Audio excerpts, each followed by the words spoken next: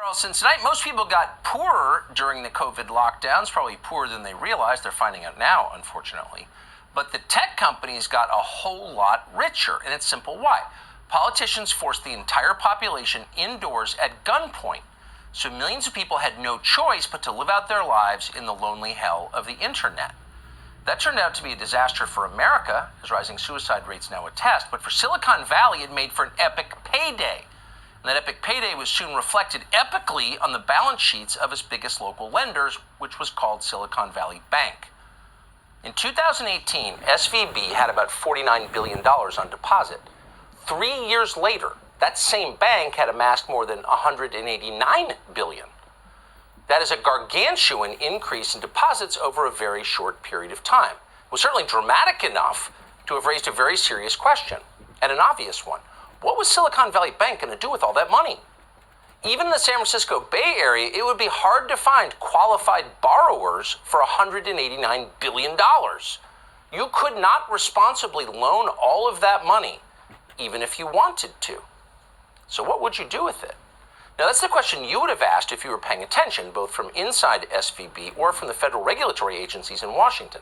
But it turns out nobody was paying attention. Nobody thought to ask that or many other questions. Nobody thought to stress test Silicon Valley Bank in the middle of a boom. And of course, that turned out to be a grave mistake. But the remaining question is, what were they doing at SVB and at the other banks that have either failed or come close to failing over the last week? Well, they were doing what you would do if you were a mediocre but highly credentialed, irresponsible person with a narcissism complex who talked a lot about your ultra marathons and your commitment to climate change. If the central bank handed you trillions of dollars free with no strings attached, you would party like it was 1999. Or to update the reference, you would virtue signal like it was 2023. You would spend hundreds of millions of dollars bragging about what a good person you are. And that, of course, is exactly what they did. Consider Signature Bank. Now, Signature Bank was shut down by federal regulators this weekend on Sunday because it posed an imminent threat to the entire financial system. Its demise marked the third largest bank collapse in American history. Why did Signature Bank fail? We could give you the technical math-based answer, but here's the real reason. Signature Bank failed because it was corrupt. That's a strong charge. How do we know that? Well, simple. Its directors gave Barney Frank a board seat. That's it. Frank is the same person who was a member of Congress from Massachusetts, wrote the banking regulations imposed on Signature Bank and all the other banks by Washington after the '08 collapse. Barney Frank has never had a real job. He has spent his entire life in politics. He's elderly now, but he has no relevant experience or expertise. So the only reason that Signature Bank hired him is because he once regulated Signature Bank. Now, if we were looking at a foreign country, we'd describe that instantly as what? A payoff. The people who actually ran Signature Bank, meanwhile, the so-called bankers, did not seem to spend a lot of time banking.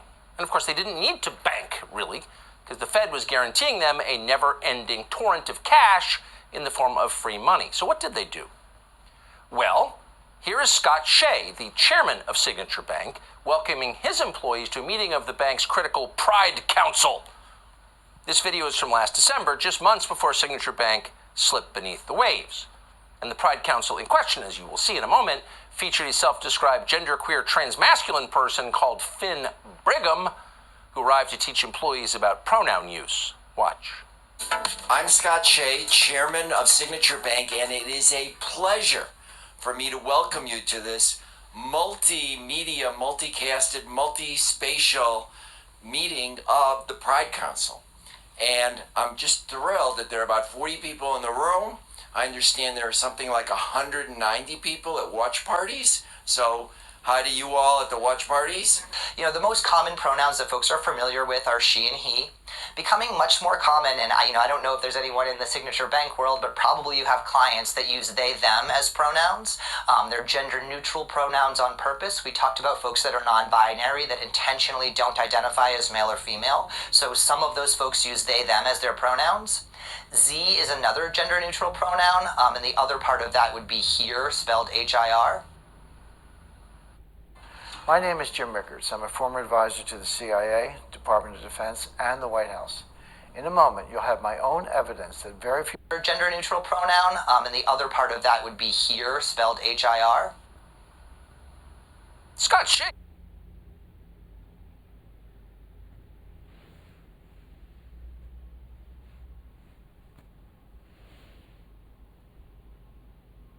is just thrilled to introduce the genderqueer transmasculine pronoun expert and to host watch parties so everyone else can watch him explain pronouns. What do they pay that guy? What did they pay that guy? How much will they have to pay you to swallow your dignity? To completely eliminate the possibility that your children would ever respect you in order to put on a performance that embarrassing? Probably a lot. We don't know what he was paid. Clearly a lot. Clearly the bank got a lot of money because trans pronoun experts are not cheap at all. But Signature did have a lot of cash, of course, because the Federal Reserve was printing it. And they got the first pass. This is what low interest rates for 13 years means. So again, this was going on for years. Here, for example, is Signature Bank's music video. Did you know banks made music videos? Of course they did. They didn't know what else to do with the money. This one is from 2011. Now you've come to Signature.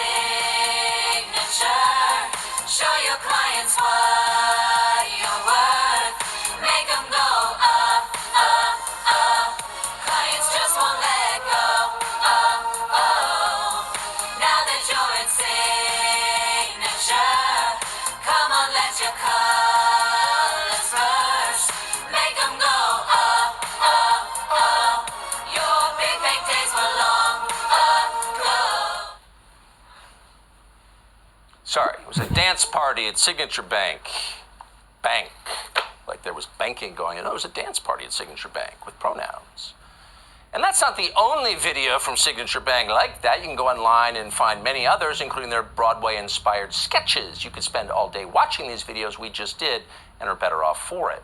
But it's not just Signature. The guy who ran Signature was really craven and repulsive, but he's not alone.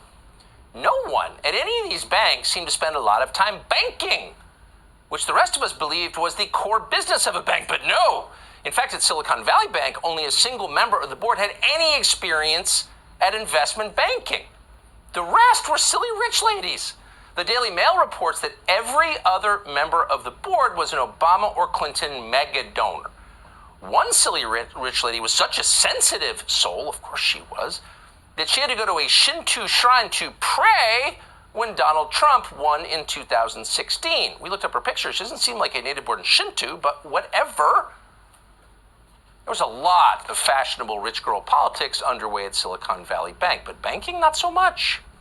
SVB had no head of risk management for 9 months in the year before it collapsed. Ooh, guess someone should have been paying attention, but no. They're visiting Shinto shrines and having dance parties with the pronouns. Meanwhile, Silicon Valley Bank UK, that would be the UK arm of Silicon Valley Banking because the name didn't give it away, did have a head of risk management. Unfortunately, the head was called Jay Ersapa, who didn't seem to know a lot about managing risks or care. She talked mostly about herself because it's so fascinating to talk about yourself a lot. Me. Enough about you or risk management. Let's talk about me. And she did. At one point, she described herself as a, quote, queer person of color from working class background. Oh, yes, narcissism is so much more fun than banking. So needless to say, the risk manager was working hard on LGBTQIA++ rights. How did that end? How does it work if you run a bank like this with people who just talk about themselves and their identities as if those are interesting topics? Well, this week, Silicon Valley's UK Bank's UK branch sold for the fully publicly disclosed sum of $1. $1 for the bank. But as you would imagine, in a bank where nobody cared about risk management, the collapse was pretty entertaining for the rest of us. Of course, there's a tragedy at the core that imperils the entire Western economy. But the good news is we have videos like this. This is a video that SVB put out days before it went under. I think there's a big disparity between the investments in black-led companies than other companies. We want to help close the Latino wealth gap. Oh, more entitled people talking about themselves. Let's talk about me and my identity. It's so interesting. Banking is boring. The Fed's got that covered. Is this starting to scare you a little bit? This is what banks are actually like? And we don't want to alarm anybody or get censored by Senator Mark Kelly of Arizona, who's now on the record saying he does not want you complaining about banks. should tell you it's not just Signature SVB officials who talk like that. JP Morgan, it's the biggest bank in the world, we think, as of tonight, one of the few banks that consumers still have some confidence in, put out a whole video about how they give out money not on the basis of economics or math, but on the basis of irrelevant characteristics like your appearance. They're judging the book by its cover. Watch. The events of summer 2020 highlighted long-standing inequalities, particularly among the Black, Hispanic, and Latino communities, that has had a significant impact on our country. At JP Morgan Chase, a key goal is to help break down systemic barriers that have created profound disparities.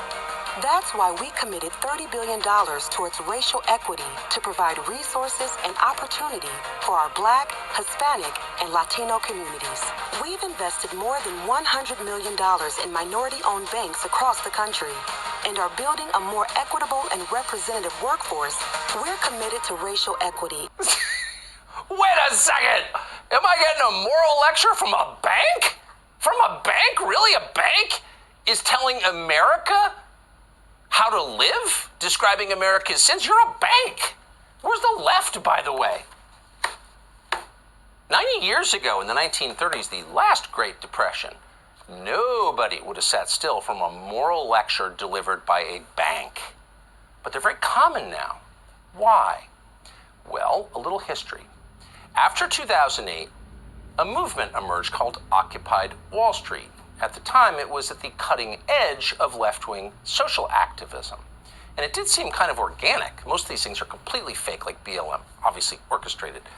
But Occupy Wall Street seemed kind of real. It seemed like angry people. And some people from Occupy Wall Street turned their attention to the head of JP Morgan, who of course is Jamie Dimon. They went to his office, they held signs outside for 24 hours a day, and they hassled other bank presidents too. And before long, a funny thing happened. Everybody in the media decided that Occupy Wall Street was boring. Anything about economics was boring, because who cares about carried interest? What's that? What we really want to talk about, they told you, is racial oppression and your role in it.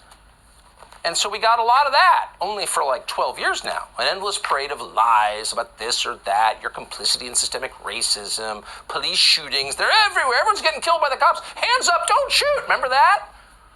So we're all still talking about that nonsense, ripping the country apart along racial lines. But guess what we're not talking about? Oh, banks. I guess who loves that? Banks. They deeply appreciate that.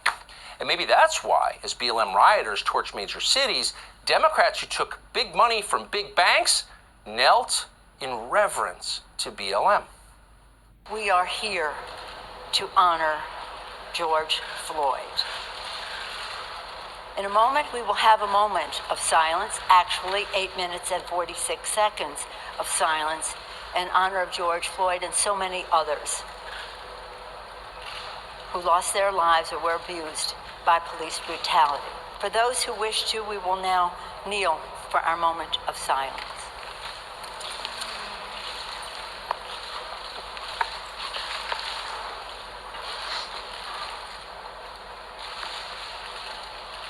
Oh, so great. What does everybody in that frame have in common? Well, they'll have kente cloth robes on.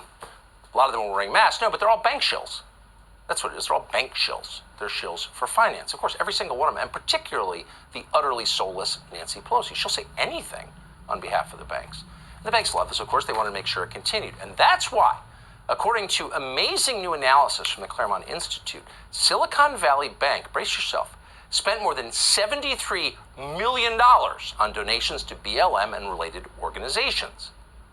Wow! And this is not personal funds. Apparently, these are bank funds. Might be kind of nice to have that money now, but it's hard to argue, even in retrospect, now that SVB has failed, that that was a bad investment. Because even now, as banks are collapsing, no one in media is anxious to criticize banks, almost no matter what they do. It doesn't matter what they do. Even if they were to, just pulling this out of thin air, openly profiteer from a war in Eastern Europe that's killing hundreds of thousands of people. Oh, it turns out they are. And we know that because Zelensky, the president of Ukraine, and a very close friend of banks and BlackRock, is bragging about it. Watch. It is obvious that American business can become the locomotive that will once again push forward global economic growth.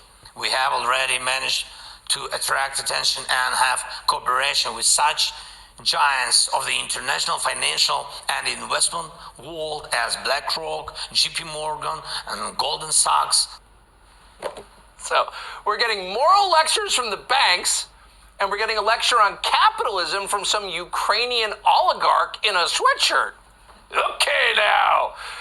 Subscribe to the Fox News YouTube channel to catch